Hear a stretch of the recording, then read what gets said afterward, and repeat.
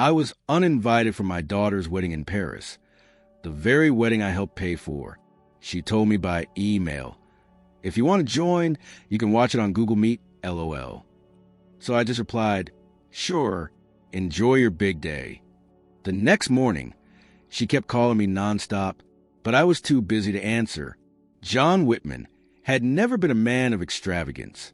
A retired civil engineer from a small town in Ohio, his life had revolved around blueprints, early mornings, and steady routines. But above all else, it had revolved around Emily, his only daughter. When his wife, Karen, passed away from breast cancer just before Emily's 8th birthday, John was thrust into a role he hadn't prepared for. Overnight, he became mother, father, friend, and guardian. Every science fair project, every ballet recital, every flu season, he was there. And through it all, he never once let Emily feel the weight of his sacrifice. He lived modestly, invested conservatively, and skipped vacations so he could build a college fund. He kept pictures of her taped to the inside of his work truck sun visor. Emily, with her red curls and sharp wit, had grown up believing her dad could fix anything. And for the most part, he had. Broken toys, scraped knees, broken hearts in high school. John was the fixer, the constant. When Emily was accepted to Columbia University, John cried in his truck alone before driving her to New York. And when she called 2 years later to say she was doing a semester abroad in France, he cheered for her, though he knew it meant a deeper kind of distance. Then came the call. She had met someone, Mark, a marketing consultant from Lyon. They had met during a university mixer, and within months, she was spending holidays with his family. John listened quietly during those calls, absorbing every detail. Emily sounded happy, alive, curious about the world in ways he had always encouraged. So when, 2 years after graduation, Emily called to say she was engaged, John had felt his chest swell with pride. He imagined the ceremony, perhaps something simple, back in Ohio, surrounded by friends and the memories of Karen. But then came the second surprise. The wedding would be in Paris. Mark's parents had a vineyard estate outside the city, and the couple envisioned a romantic French countryside ceremony. John hesitated. Flights weren't cheap, and neither was staying in Paris. But when Emily said, "You don't have to worry, Dad. We want you there, and we'd love if you could help a little with the costs," John didn't blink. He dipped into his retirement account, liquidated a portion of his mutual funds, and wired over $10,000 to Emily to help with venue deposits and catering. It was her dream, and he wasn't about to be the reason she had to scale it back. But then things began to shift. Slowly, subtly, phone calls grew shorter. Plans became vague. Whenever John asked about flight details or the schedule, Emily would say, "Still figuring it out, Dad." Her tone was always polite, never dismissive, but it carried the weight of distance. At first, John chalked it up to stress. Weddings were chaotic. He had seen the way even small events could spiral into weeks of planning and tension. But as months passed and the date drew closer, his unease grew. He noticed he hadn't been asked to give a speech. He hadn't been included in any pre-wedding Zoom calls. Emily mentioned things in passing. Mark's cousin was making the flower arrangements. His aunt was cooking part of the menu, and his parents had already booked all the rooms at the estate. John began to feel like a guest at a party he had partly paid for, but barely been invited to.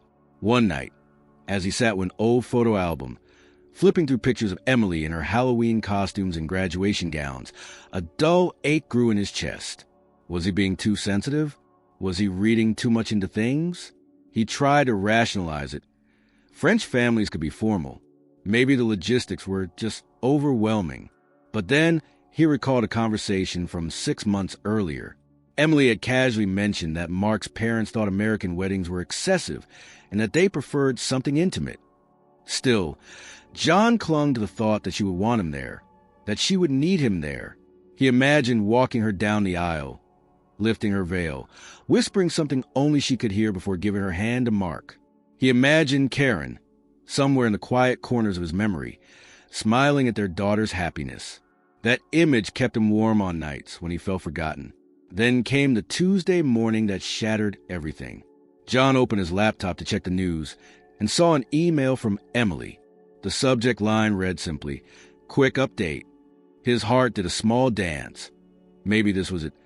The final itinerary, a warm message about how excited she was to see him in Paris. He clicked. The message was short, barely 4 paragraphs. It began with, "Hi, Dad, hope you're well," and ended with, "Space is super limited, so we're just streaming the ceremony on Google Meet. The link is below if you want to watch. LOL." He read it again, and again. Each word slammed into him like cold water. There was no phone call, no apology, no offer to still come and just skip the rehearsal dinner. Just a link, just a digital door to a moment he was never meant to physically enter. John sat still for several minutes. The clock ticked loudly in the kitchen. Outside, the neighbor's dog barked at a squirrel. Life continued, but inside, something folded in on itself. He stared at the email, then typed a reply with shaking hands. "Of course. I hope your big day is beautiful. Love, Dad." He didn't send it immediately. He hovered over the button, hoping, expecting another message to arrive, one that said, "Just kidding," or "This is just a backup plan." But nothing came. No buzz on the phone. No follow-up. So he clicked send. Then he sat in silence and let the images come. Emily at 10, wearing a lacy white dress from a thrift store, pretending to marry a stuffed bear in the backyard. Emily at 18, crying into his shoulder after her first breakup. Emily at 25, laughing on the phone about her life in Paris. All of it led here, to an empty kitchen, and an invitation that wasn't. The morning after John sent his quiet, 2-line reply to Emily's email, the world around him felt disturbingly ordinary. The coffee percolator gurgled just the same. The wind swept across his backyard in its familiar mid-spring rhythm, and the local newspaper thumped onto his porch at exactly 7 o'clock in the morning. But something in the air, something in his bones, felt irreparably altered. He didn't check the news. He didn't even bother opening the front door for the paper. He simply sat by the kitchen window, hands wrapped around a cooling mug of black coffee, staring out at the bird feeder Karen had installed nearly 20 years earlier. It swung lightly in the breeze, the birds ignoring it, just as he felt his daughter had ignored him. The numbness didn't settle all at once. It seeped in gradually, like fog swallowing a landscape. It was strange how silence could become the loudest noise in a man's life. He wasn't someone who craved drama or confrontation, and he'd never been the kind of father who guilt-tripped his child for distance. He had always believed that love was strongest when given freely, without strings. But this exclusion masked behind a casual message was something else entirely. It wasn't just thoughtless. It was dismissive, deliberate even. He had no intention of responding again. He had said what he needed to say, succinctly and with dignity. Still, by noon, the tension had begun to build beneath his skin. The phone buzzed. Once, then twice. He ignored it. By the 5th time, he finally looked. Emily's name. She was calling. John stared at the screen until it dimmed. He did not answer. Seconds later, another call came in. Then a text. "Dad, are you there?" A minute later, another. "Please pick up." Then, "It was a joke, okay? Can we talk?" He leaned back in his chair, the phone still in his hand, and sighed so deeply it felt like it came from the soles of his feet. A joke. That word hung in his thoughts like an accusation. Could it really have been one? Was she now scrambling because she hadn't expected him to respond the way he did? Or was this just damage control, an attempt to reel him back in because she sensed the consequence of her own detachment? More messages arrived, each one slightly more frantic than the last. "You're really mad? Dad, please, I didn't mean it that way. We just thought you might not want to travel. Mark's family was worried about space. We're trying to keep it intimate." That word again, intimate, as if his presence would contaminate the purity of their celebration. John stood and walked out to the garage. He needed movement, something tactile to drown out the storm building inside him. He opened his toolbox and began sorting through wrenches he hadn't used in months. He swept the floor, reorganized nails, lubricated the hinges on his lawnmower, anything to keep his hands busy. When that failed to clear his head, He stepped outside and began mowing the lawn, even though it didn't really need it. The drone of the engine and the scent of cut grass offered brief sanctuary. Inside the house, the phone kept buzzing. When he returned an hour later, sweaty and winded, he checked it again. Over a dozen messages. A few from unknown numbers, marks, most likely, and even one from a woman named Celeste, whom he vaguely remembered as Emily's friend from college. John, Emily's kind of freaking out. Maybe call her back? Read the last one. He sat heavily on the couch, rubbed his temples, and stared at the television without turning it on. He didn't want to be cruel. That wasn't his nature. But this wasn't about cruelty. It was about recognizing a boundary that had been crossed. He had been left out, intentionally or not. And now, only when his silence became undeniable, did anyone seem to notice his value. Later that evening, he went for a walk around the neighborhood. The sun was setting, casting long shadows on the sidewalks. A couple passed by him with a golden retriever. A boy threw a basketball against a garage door down the street. Everything felt frustratingly normal. He reached the small park near the elementary school and sat on the same bench he used to take Emily to when she was a little girl. They used to sit there after school, her legs too short to touch the ground, swinging back and forth as she told him about her day. Now, the bench felt too empty. That night he didn't sleep. Every time he closed his eyes, he imagined the wedding day, just a few weeks away.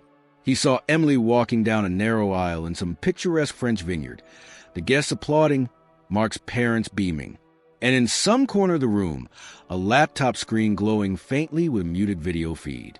A placeholder, a formality, a digital father. He wondered if the chair for him had even been real, or just something mentioned to ease guilt. Would they leave it empty? Would anyone notice? The next morning, the messages had stopped. Not a single new notification. The silence felt like both punishment and relief.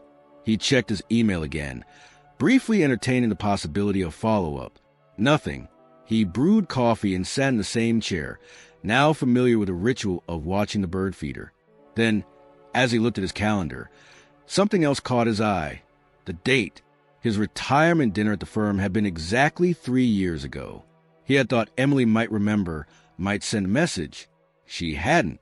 It had been a quiet milestone then, and it was an empty one now. He opened his laptop and clicked the Google Meet link from her email. The meeting hadn't started yet. Of course not.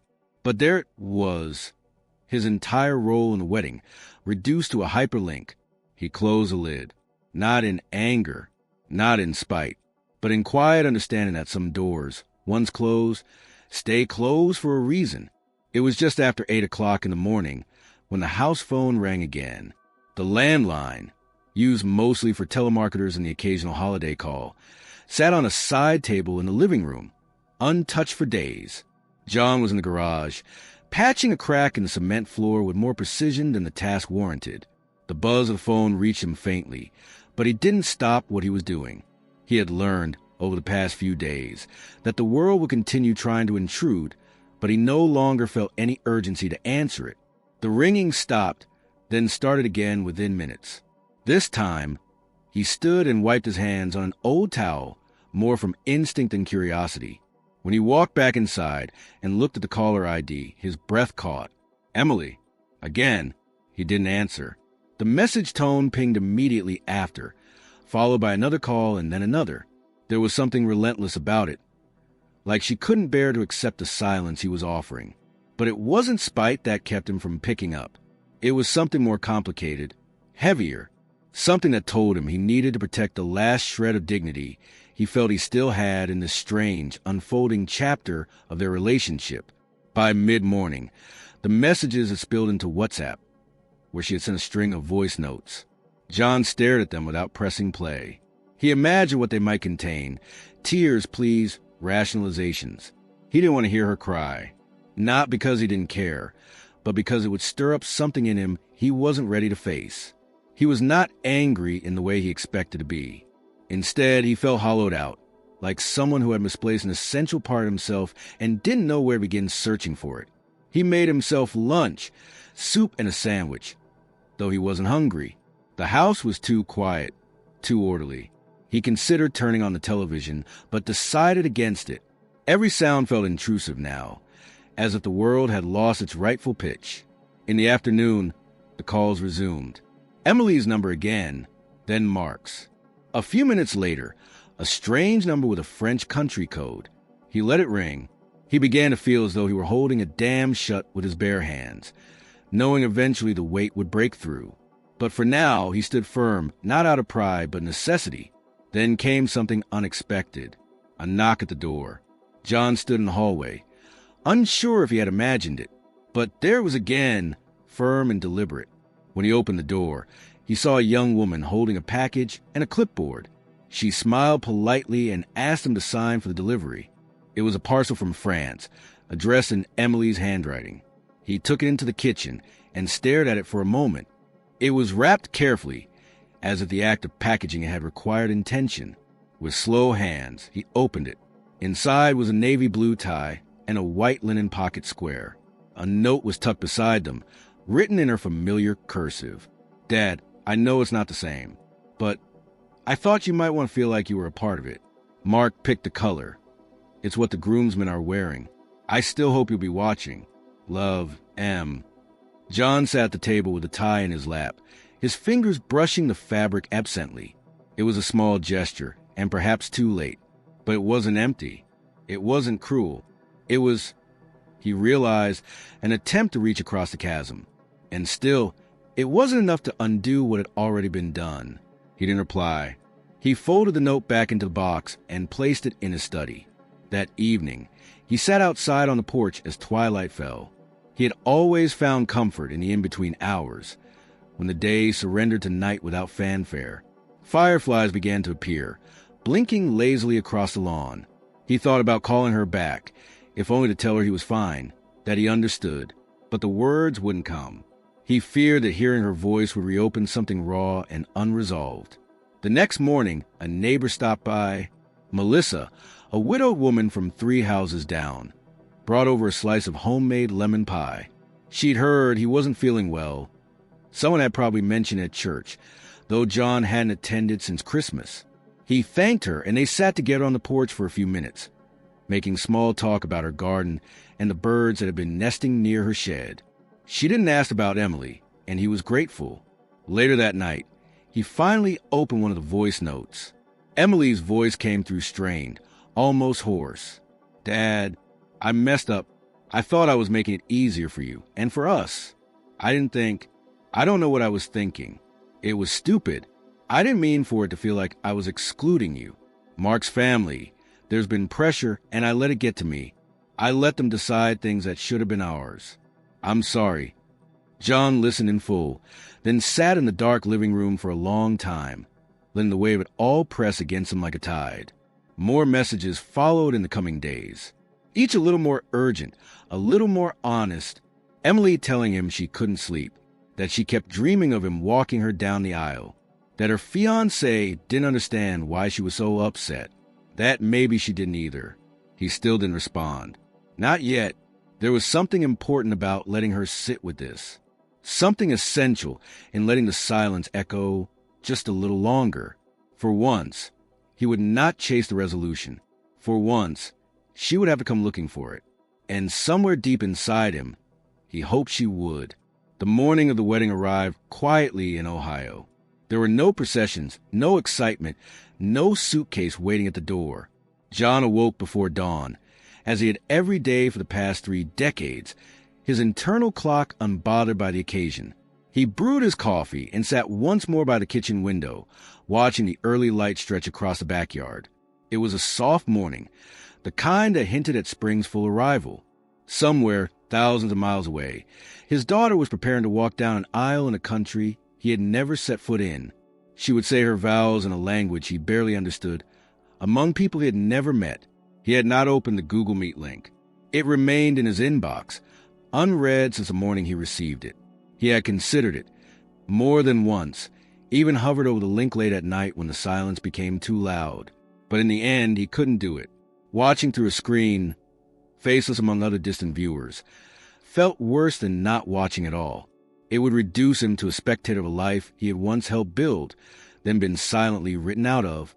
The idea of sitting in his armchair, while strangers clapped and champagne glasses clinked in some French vineyard, made him feel like a man peering into a home that was no longer his. Across the ocean, the ceremony was beginning. Emily stood in front of a mirror in a high-ceilinged room filled with soft golden light. Her dress, simple and elegant, hugged her frame as attendants flitted around her, making final adjustments. Outside the windows, the vineyard shimmered under the mid-morning sun. A gentle breeze rattled the leaves, and from below, the muffled sounds of guests taking their seats reached her ears. Everything was ready, except her. Her hands trembled slightly as she tried to adjust the clasp on her bracelet. Her mother's, the one she had worn on her own wedding day. Emily couldn't get the latch to close. One of her bridesmaids stepped forward to help, but she waved her away. She wanted the moment to herself. She took a breath and looked at her reflection, searching her own eyes for calm, but all she saw was uncertainty. There was a chair, she had insisted on it, placed at the end of the front row, closest to the aisle. It was not decorated. It was not labeled. It simply waited, as if expecting someone who might still come running in at the last moment, tie in hand. She had told the planner it was for a dear friend, because explaining further felt too raw, too complicated. The truth was, she didn't know what she had hoped for. Maybe some kind of miracle, maybe just the chance to feel less alone in that moment. Mark knocked gently on the door, already in his suit. His expression softened when he saw her. "Everyone's ready," he said. "You look beautiful." Emily nodded, managing a faint smile. She reached for her bouquet and followed him down the hall, heart pounding. The music had begun. A string quartet played something soft and sweeping, and the guests turned toward the aisle. Her father's absence, to most of them, meant little. Some assumed he couldn't travel. Others, that he had never been part of the plan. But for Emily, it was the only presence she noticed. As she stepped out into the vineyard's aisle, framed by rows of white chairs and wildflowers, her eyes instinctively searched the crowd. She found her mother's bracelet on her wrist, her fiancé waiting at the end of the path, the vineyard stretching endlessly beyond. And then she saw it, the chair, empty still. She hesitated, just slightly, just enough for the photographer to notice and tilt his lens, enough for Mark to lift his chin and meet her gaze with a question she couldn't answer. But she kept walking, step by step, smile by smile, performing the ritual as though it hadn't been cracked open from the inside. The ceremony moved forward. Vows were spoken, rings exchanged. Emily's voice caught once during her promises, forcing her to pause and steady herself. The officiant, unaware of the deeper turmoil, smiled kindly and motioned for her to continue. She did. Applause followed. The kiss, the champagne, the photographs. It all happened just as it should have. But Emily felt untethered. During the reception, while guests danced under twinkling lights and toasted the newlyweds in French and English, she slipped away. She walked to the garden behind the estate, the hem of her dress dragging slightly on the stone path. She needed air. She needed quiet. She found herself near a bench, set under a trellis of vines. It reminded her, in a strange and unwelcome way, of the park back in Ohio, the one where her father used to take her after school. He'd sit with her on the bench and listen to her talk about books, teachers, plans for Halloween. He never interrupted. He never rushed her. She sat down, bouquet still in hand, and let the tears come. Not the tears of joy or overwhelmed relief that brides were expected to cry, but the kind that came from knowing too late what she had done. How her silence had spoken louder than any rejection. How the simplest kindness, an open invitation, a warm call, a single chair with his name, could have changed everything. In that moment, her wedding no longer felt like the start of something new. It felt like a fork in the road, one that had required a cost she hadn't fully measured. Back in Ohio, John watched the light shift across his living room floor. He had not dressed for the day. He had not spoken a word since the morning began. But as he sat with his hands folded, he felt the weight of that same fork in the road. He had raised her with love and had, perhaps, assumed that love would always be enough to protect them from this kind of distance. It wasn't anger that stirred in him now. It was grief, not loud or bitter, but patient and ancient, like the ache of an old wound reopening. He stood and walked to the study, opened the small box with the tie and pocket square, and sat down at his desk. He did not put them on. He only held them in his hands for a long while, feeling their fabric, thinking of the boy she once was when she pretended to marry her teddy bear in the backyard. Then, slowly, he folded them again and returned them to their box. Some silences are too dense to break in a single day. Some absences are more present than any applause or blessing. It was 3 days after the wedding when the call finally came. Not a text, not a voice note, not a video link, or a box wrapped with intentions too late to matter. It was just a call. 1 ring. 2. John stared at the screen. Her name lit up like a question he had been avoiding for days. He did not answer immediately. His thumb hovered over the green icon as his heart thudded with a rhythm he hadn't felt since the day she was born. But this time he answered, "Dad." Her voice was small, hesitant, and raw. John didn't speak right away. He listened to a familiar voice fill the space around him, and in that brief hesitation, he realized how long it had been since they'd truly spoken, without expectations, without planning, without layers of protocol built between father and daughter. "I'm sorry," she said, the words falling out of her like water escaping a cracked dam. "I'm so sorry." He remained silent, giving her space to say what she needed to say. "I didn't mean for it to happen like that," she continued. "I thought I was managing it. The planning, the pressure from Mark's family, the stress. I kept thinking I'd find a way to bring you into it later, to fix it before it was too late. And then it just happened, and I knew I'd made a mistake. A big one." John closed his eyes, resting his forehead in his hand, and took a breath. "Why didn't you just tell me?" he asked, finally. His voice was steady, but the edge of hurt was unmistakable. "You could have told me about the pressure, about what they were saying. I might have understood." There was a pause, filled with nothing but the static hum of a long-distance connection. "Because I thought you'd be disappointed in me," she said, her voice breaking. "Because I let someone else influence how I treated you. And because part of me was scared of hearing that in your voice." John leaned back into his chair, letting her words hang in the air. He thought of the girl who used to run to him after school, hair flying, backpack bouncing. She had never been afraid of disappointing him before. But now, grown and shaped by a world beyond his own, she had. "I am disappointed," he said gently. "Not because of where you got married. Not because of Mark or France or traditions. But because you forgot who I've always been to you." "I didn't forget," she whispered. "I just pushed it aside. I thought it would be easier." "And was it?" She let out a small, brittle laugh. "No, it wasn't easier. It was emptier." John looked out the window. The sky was overcast. A few robins picked at the grass, unbothered by the weight pressing in the room behind the glass. "You know," he said, "I watched that chair. I knew you'd leave it. I could picture it even without being there." "I did," she admitted, "and I couldn't stop looking at it. During the vows, the reception, the photos. It was like it followed me." "That's what grief does," he said.